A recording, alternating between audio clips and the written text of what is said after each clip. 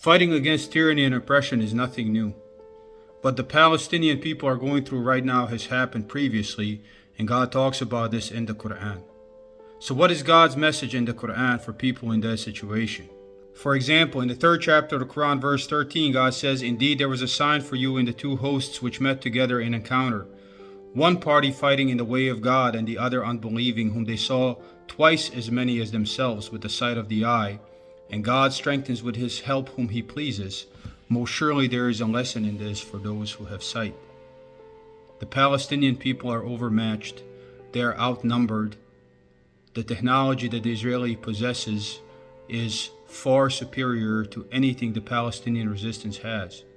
The things may seem bleak, but God tells you, look, there are people throughout history who were in the same situation, whose circumstances were just as bleak.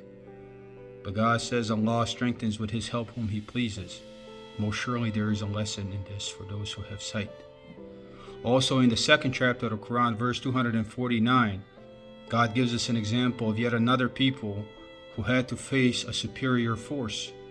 In this instance, it was Talut and his followers. God says, "So when Talut departed with his forces, he said, surely God will try you with a river.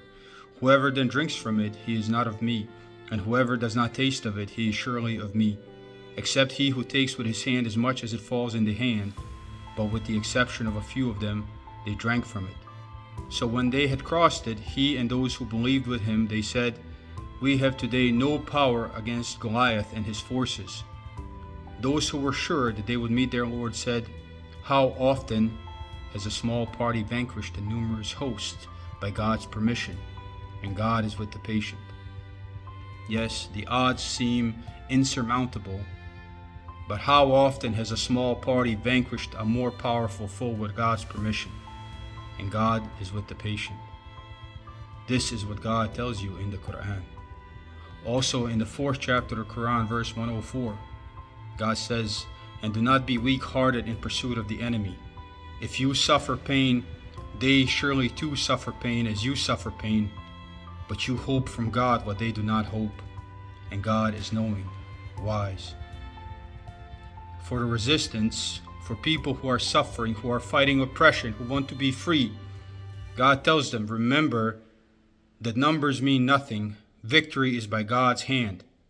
Be patient, and remember that they suffer pain like you suffer pain. If you watch these occupation soldiers, these murderers, talk about their mental anguish and how they don't want to do this anymore, you realize that they, even though they are in a superior position, are far more despairing than the people of resistance. Lastly, the last message I want to share from God to the oppressed people who are in these dire conditions in Palestine is to remember that your home is Jannah and that all the martyrs have already gone there. In the 2nd chapter of the Quran, verse 154, God says, "And do not speak of those who are killed in God's way as dead. No, they are alive, but you do not perceive." All these innocent people, all these people who are resisting oppression, who have died, who have been murdered by the occupation, they are alive, and they are rejoicing with their Lord. In the 3rd chapter of the Quran, verses 169 to 170, God tells us, "And do not think of those who have been killed in God's way as dead.